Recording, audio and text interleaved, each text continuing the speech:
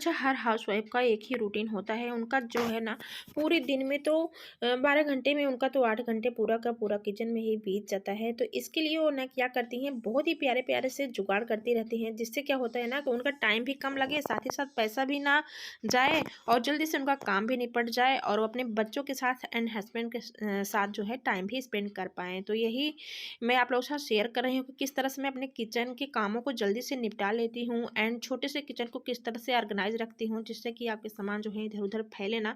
और बहुत सारी घर में बेकार रहती हैं चीज़ें ना, तो उनको हम फेंक देते हैं। तो चलिए आज उसको फेंकते नहीं है, यूज कर लेते हैं। ज़्यादा दिन नहीं, थोड़े दिन ही यूज करेंगे, लेकिन करके ही मानेंगे।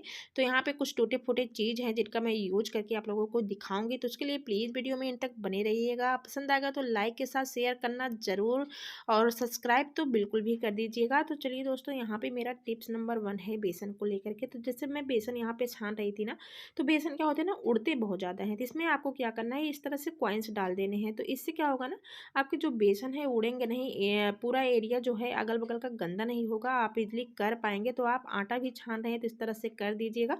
ध्यान रखिएगा आपकी कॉइन्स जो है अच्छे से धो करके सुखा करके ही यूज करिएगा। नेक्स्ट टिप्स है दोस्तों यहाँ पे चावल को लेकर के। तो जैसा कि विंटर का मौसम स्टार्ट हो गया है, तो बहुत सारे लोग ऐसे होते हैं जिनको सर्दी खांसी जुकाम होते रहते हैं। तो ऐसे में चावल खाना बिल्कुल भी छोड़ देते हैं और चावल जो है बहुत लोगों का पसंद होता है। कितना भी खा लें, लेकिन अगर वो चावल नहीं खा रहे हैं ना, तो उनका जो है ऐसा लगता है कि पूरा खाली खाली है। तो चलिए भैया, चावल हम खाते हैं, इसके लिए बहुत ही बेस्ट है। आपको करना क्या है, चावल बनाते टाइम इसमें आपको 5-6 दाने लौंग डाल देने हैं।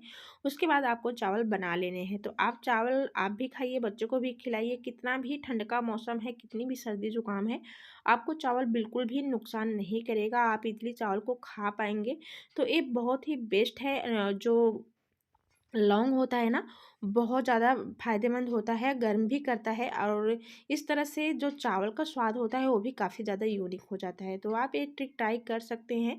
तो चलिए हम चावल को रख देते हैं बनने के लिए। जब तक हमारा चावल बनेगा तब तक हम आगे का कर लेते हैं। तो यहाँ पे अगली टिप्स है दोस्तों स्वीट्स को लेकर के। तो जैसे स्वीट्स क्या होते हैं ना, बड़े लोग खाना पसंद नहीं करते हैं और बच्चे इसको छोड़ना पसंद नहीं करते हैं। तो बच्चे खाते रहते हैं, तो ऐसे में क्या होता है ना, काफ़ी ज़्यादा नुकसान कर देता है बच्चों को। और स्वीट्स जो है पड़ा रहता है, तो बच्चे देखते हैं तो खाने के लिए जिद भी करते हैं। तो ऐसे में आपको करना क्या है, आपको बच्चे को स्वीट्स देने नहीं है। इस तरह से स्वीट्स को अच्छे से कस लेने हैं, नहीं तो आप इसको हाथों से ही अच्छे से कर सकते हैं। तो इसे अच्छे से हम देखिए कस लिए हैं। कसने के बाद इसको हम क्या करेंगे ना, आटे में डाल करके पराठा बना देंगे। तो ऐसे में क्या होगा ना, बच्चे खुशी खुशी खा भी लेंगे और उनको बहुत ज़्यादा प्रॉब्लम भी नहीं होगी, उनके दांतों पे कोई भी इफेक्ट नहीं पड़ेगा। तो यहाँ पे बहुत ही अच्छे से यम्मी सा पराठा बन के रेडी हो गया दोस्तों। अभी तक आप लोगों ने ट्राई नहीं करा हुआ है तो ट्राई कर सकते हैं। अगर आप भी फ्रिज में पड़े पड़े मिठाई इस तरह से सड़ रहे हैं, तो आप उसका यूज कर सकते हैं। ऐसा नहीं है कि आप ये बनाएंगे तो बच्चे ही खाएंगे, आप बड़े भी खा सकते हैं। यकीन ना हो तो ट्राई कर लीजिए एंड टेस्ट करके हमें बताइए कैसा लग रहा है। भाई बहुत ही ज़्यादा यम्मी बना हुआ था। तो आप अगर मिठाई खाना पसंद नहीं करते हैं तो ये इस तरह से आप यूज कर सकते हैं। एंड मेरा यहाँ पे नेक्स्ट टिप्स है मिठाई के डिब्बे को ही लेकर के। तो आपके पास अगर इस तरह के स्वीट्स बॉक्स है ना, तो आप बिल्कुल भी ना फेंकिए, ये बहुत बड़े ही काम की होती है। मैंने इसे किस तरह से अपने किचन में यूज करी हूँ, चलिए मैं आप लोगों को दिखा रही हूँ। तो हमें करना क्या है ना, सबसे पहले इस डिब्बे को हमें नीचे लगा लेने हैं ताकि इसका जो बेस है वो मजबूत हो जाए। तो इसके हम ढक्कन को बिल्कुल भी नहीं फेंकेंगे, नीचे की साइड लगा लेते हैं। उसके बाद इसमें मैंने भर लिया हुआ है मिट्टी। अब मिट्टी भरने के बाद ना यहाँ पे मैं तो लगा रही हूँ लहसुन। तो भाई आप लहसुन ही नहीं लगा सकते हैं, इसमें बहुत सारी चीज़ें लगा सकते हैं, फ्लावर्स वगैरह भी लगा सकते हैं। तो मैं यहाँ पे लहसुन ही लगा दे रही हूँ। तो बहुत ही अच्छे तरीके से आपकी जो खेती है ना घर पे ही हो जाएगी, आपका बिल्कुल भी पैसा नहीं जाएगा। भाई इस टाइम सीजन भी है हरे लहसुन का, तो आप इस तरह से ईजिली अपने घर पे ही उगा पाओगे। आपको मार्केट से लाने की बिल्कुल भी ज़रूरत नहीं है। तो फिलहाल मैंने इसका वीडियो जो है आगे भी डाला हुआ था और किस तरह से अच्छे से इसका जो है पौधा आया हुआ है, चलिए मैं आप लोगों को दिखा रही हूँ।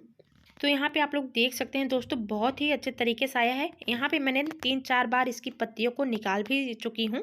तो आप इस तरह से अपने किचन में ही यूज कर सकते हैं पुरानी चीज़ों को। सो चलते हैं नेक्स्ट टिप्स की तरफ।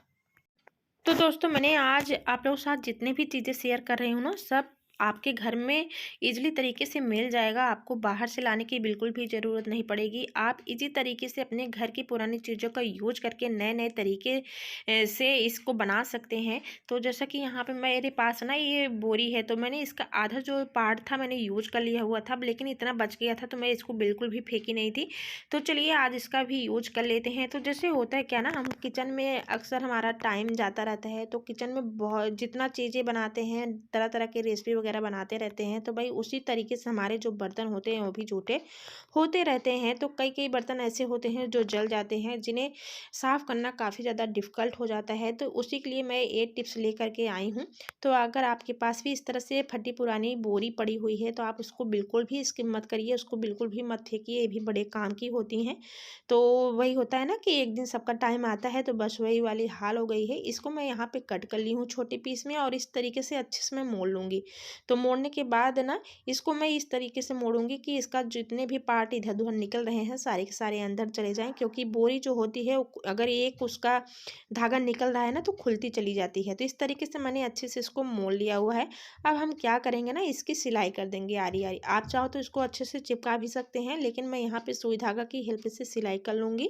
तो अच्छे से यहाँ पे मैं सिलाई करके इसको फिक्स कर दे रही हूँ, और फिक्स करने के बाद किस तरीके से मैं यूज़ करूँगी चलिए मैं आप लोगों को दिखा रही हूँ। तो ये बहुत ही बेस्ट है, मैं किचन में कई बार इस तरीके से करके यूज़ कर चुकी हूँ दोस्तों, तभी मैं आप लोगों के साथ शेयर कर रही हूँ।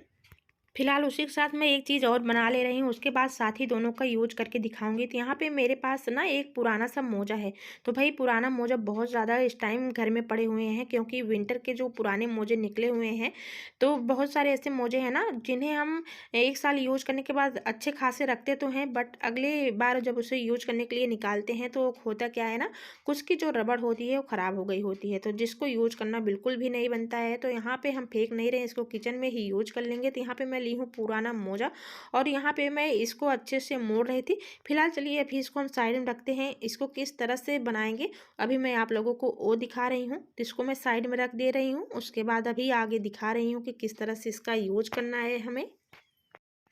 तो यहाँ पे मैं वही बोरी का बचा हुआ पार्ट ली हूँ, और यहाँ पे मैं लेने के बाद इसको क्या करूँगी ना, पूरे धागे इसको मैं अलग कर दूँगी। तो चलिए यहाँ पे मैंने पूरा धागा निकाल लिया हुआ है। अब इसको अच्छे से मोड़ते हुए हमें इस मोजे के अंदर डाल देने हैं।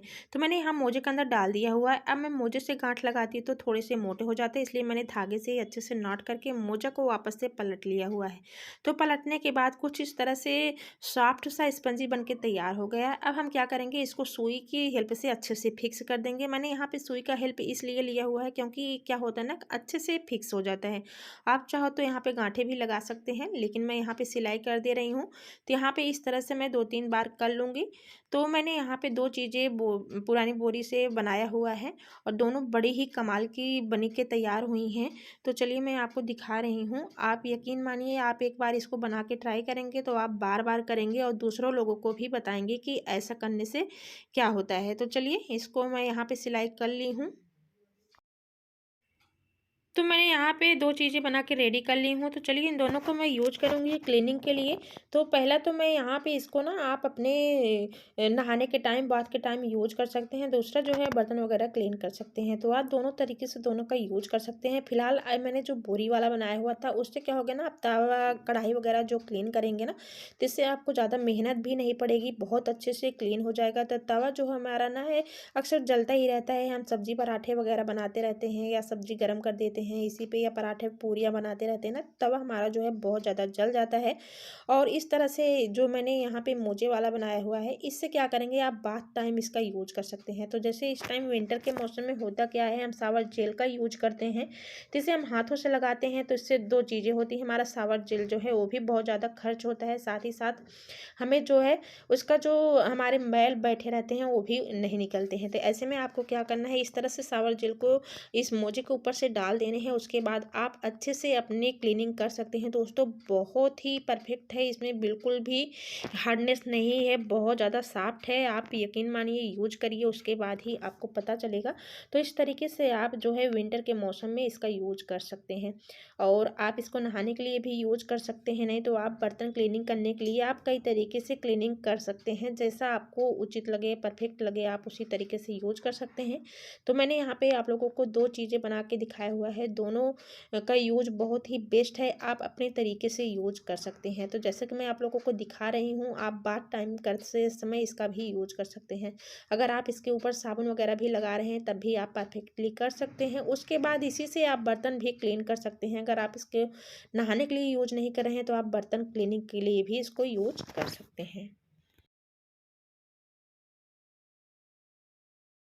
तो यहाँ पे अगली टिप्स है मेरी स्वीट्स बॉक्स के ही लेकर के। तो इस स्वीट्स बॉक्सों को भी हम यूज़ करते हैं अपने किचन में ऑर्गेनाइज करने के लिए। तो जैसे क्या होता है, किचन का काउंटर बहुत ज़्यादा छोटा है, ऐसे में आपका जो पूरा स्पेस है वो आपके गैस स्टोव रखने में ही हो जाता है। तो ऐसे में आप सोच रहे होंगे कि इधर उधर हम अपनी चीज़ों को कहाँ पर रखें।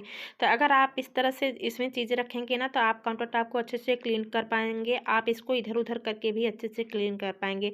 दूसरा क्या होता है कि जब भी हम ऑयल वगैरह का बाटल जो है नीचे रख देते हैं, तो कितना भी आप कर लो, ऑयल जो है अगर हम डालते निकालते टाइम उसका एक दो बूंद अगर नीचे गिर जाता है या डिब्बे के ऊपर लग जाता है, तो हमारा काउंटर एरिया भी बहुत अच्छे से गंदा हो जाता है।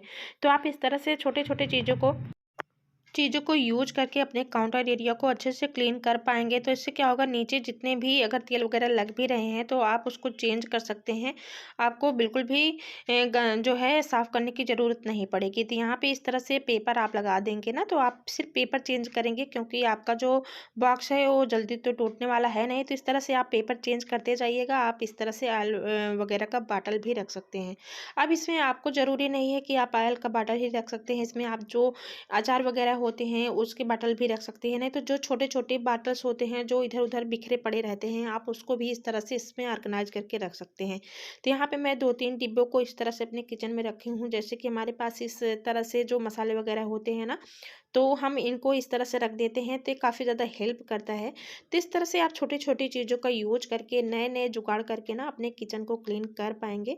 तो ये बहुत ही बेहतरीन है, वही है ना, कबाड़ से जुगाड़ कर करके आप अपनी चीज़ों को ऑर्गेनाइज कर पाएंगे। दोस्तों, तो बहुत ही बेस्ट टिप्स है, ट्राई करिएगा। एकदम से फ्री में है, आपका पैसा तो बिल्कुल जाने वाला नहीं है। बस थोड़ी सी आपको इसको जो है ऑर्गेनाइज करके रखना होता है और कुछ नहीं होता है। तो आप फेंकने से अच्छा है कि कुछ दिन इसका यूज कर लें। और जैसे कि आपका जो बॉटल है इस तरह से आपके गंदे हो जाते हैं, तो बहुत ज़्यादा दिखने में गंदे लगते हैं, तो आप इस तरह से पुराने मोजे का यूज कर सकते हैं। इस तरह से थोड़े से गीला करके आप पुराने मोजे से क्लीनिंग कर पाएंगे। तो इस तरह से आपके पास अगर पुरानी चीज़ें हैं ना, तो आप उनको बिल्कुल भी स्किप मत करिए, बड़े काम की होती हैं। तो आप इस तरह से सफाई भी कर पाएंगे, और अगर आप उसको रखना चाहेंगे तो आप उसको क्लीन करके रख सकते हैं, नहीं तो आप फेंक भी सकते हैं, क्योंकि आपको फेंकना तो वैसे भी होता है। तो क्यों ना हम उसको यूज करके ही फेंकें। तो इस तरह से आप अच्छे से क्लीनिंग कर पाएंगे। जितने भी आल वगैरह रहते हैं ना, उनको हम हटा देंगे। तो चलिए हम इसको रख देते हैं। तो दोस्तों, यहाँ तो मैं रख रही हूँ, साथ ही साथ आप लोगों से एक बात भी कहना है। आप लोग इस टाइम बिल्कुल भी सपोर्ट नहीं कर रहे हैं, बिल्कुल भी सपोर्ट नहीं कर रहे हैं। थोड़ा सा भी व्यूज़ नहीं आ रहा है। ऐसे में क्या होता है ना, वीडियो बनाने का बिल्कुल भी मन नहीं करता है। अगर आप लोगों का प्यार सपोर्ट मिलता रहता है ना, तो वीडियो भी बनाने का मन करता है। तो आप लोग प्यार और सपोर्ट दीजिए, आगे बढ़ाइए, क्योंकि बहुत ज़्यादा मेहनत लगती है दोस्तों वीडियो बनाने में। क्योंकि हम लोगों को काम के साथ साथ वीडियो को भी देखना होता है। तो प्लीज़ आप लोग सपोर्ट देते रहिए। एंड नेक्स्ट टिप्स है मेरा, यहाँ पर इस तरह से जो पाउच होते हैं क्रीम वगैरह के, फेस वॉश के, तो क्या होता है ना, ख़त्म हो जाते हैं, फिर भी ये काफ़ी ज़्यादा फूले रहते हैं। तो इस तरह से ना आप इस पाउच को बिल्कुल भी मत फेंकिए भाई, ये बड़े ही कमाल की होती हैं। तो ये देखिए एकदम से खाली है, लेकिन ऐसा लग रहा है कि बिल्कुल भरा हुआ है।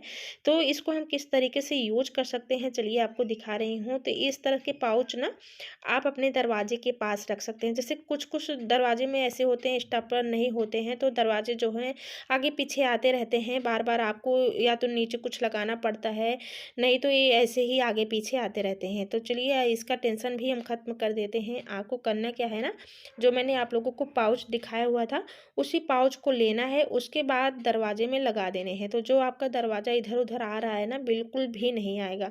तो किस तरह से लगाना है, चलिए मैं आपको दिखा रही हूँ।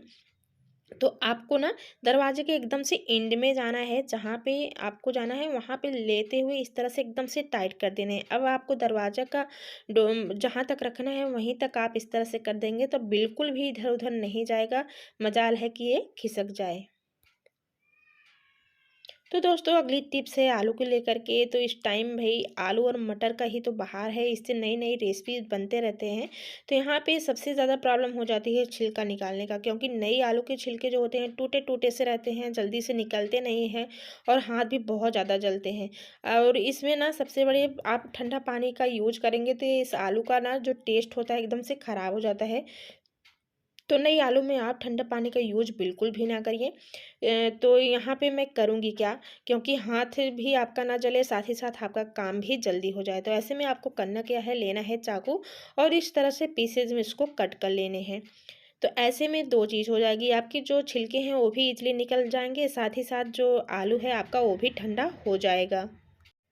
तो मैंने यहाँ पे सारे आलू कट कर लिए हैं। अब आप लोग देख सकते हैं छिलका आप आसानी से निकाल पा रहे हैं। आपके हाथों में भी बिल्कुल नहीं जलेगा, क्योंकि ये छोटे-छोटे पीस होने पे काफ़ी ज़्यादा ठंडे हो जाते हैं। अब आप यहाँ पे चाकू का हेल्प ले सकते हैं, ईज़िली इसका जो है छिलका निकाल सकते हैं। तो मैं अगर आलू आपको इस तरह से पीसेज़ में चाहिए तो आप इस तरह का ट्रिक ट्राई कर सकते हैं।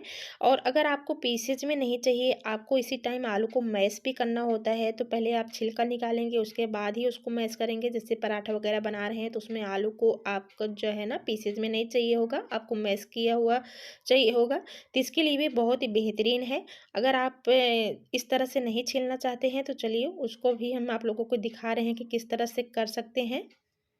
तो यहाँ पे लेनी है आपको छानने वाली छलनी और इस तरीके से इसको रखना है, छिलका बिल्कुल भी नहीं निकालना है। इसी तरीके से आप थोड़ा-सा हाथों से प्रेस करेंगे तो आपका जो आलू है मैश किया हुआ एकदम से नीचे चला जाएगा और जो छिलका है इसका इसी के ऊपर रह जाएगा। तो ये बहुत ही आसान सा ट्रिक है, बहुत ही बेस्ट है, बहुत जल्दी होने वाला है।